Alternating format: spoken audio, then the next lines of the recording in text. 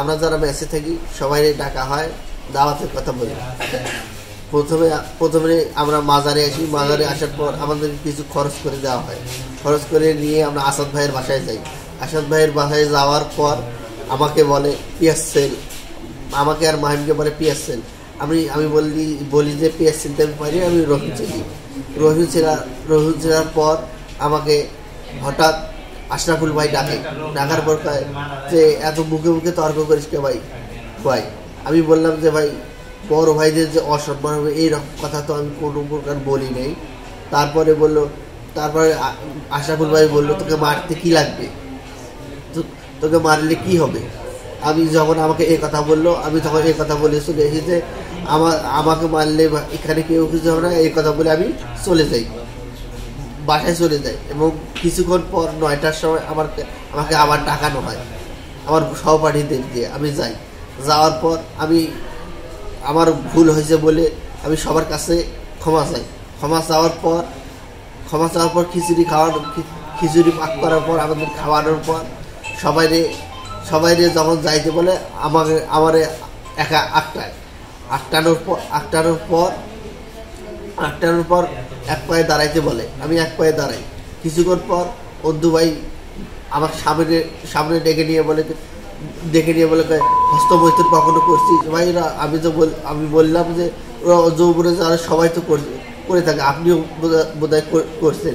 এই কথা যখন বলি তখন অন্দু ভাই আমাকে নিচে নিয়ে প্রায় 4-5টা আমাকে টানা চর থাপ্পড় মারার পর আমাকে বলে প্যান্ট খোল। আমি যখন প্যান্ট খুলতে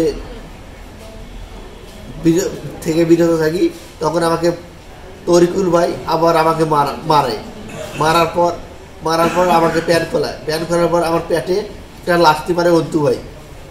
তারপর এক এক করে মেহেদি 32 মেহেদি ভাই, তার 32 মেহেদি ভাই, আশরাফুল ভাই, আরো 32 দুজন আমাকে চর মারে।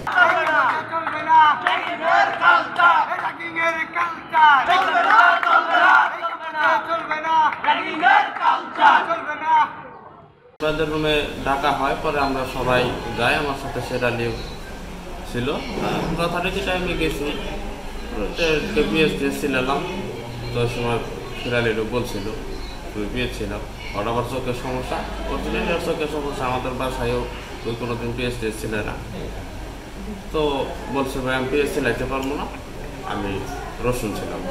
তো এই সময়তে আসাদ ভাই বলতেছে সোজা ভয় সেই।